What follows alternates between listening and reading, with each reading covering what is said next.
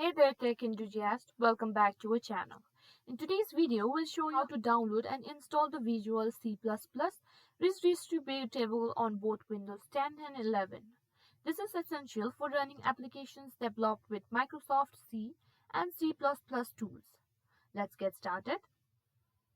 First, open your favorite web browser and go to the official Microsoft Visual C++ Redistributable download page.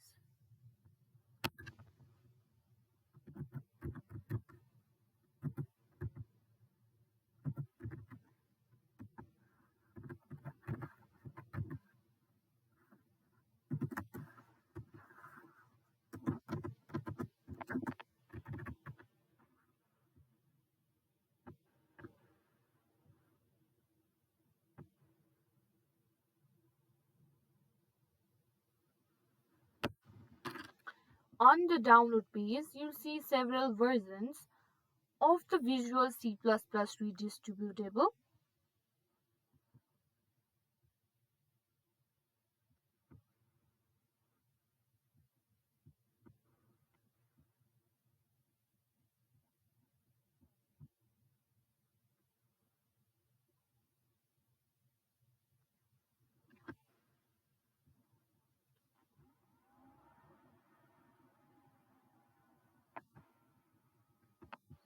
Here, choose the latest version for the year you need.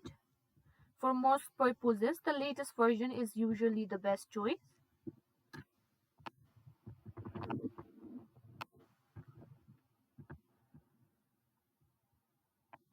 There are two versions available, that is x86 for 32-bit systems and x64 for 64-bit system. If you're unsure, it's a good idea to download both. Click on the respective links to start the download.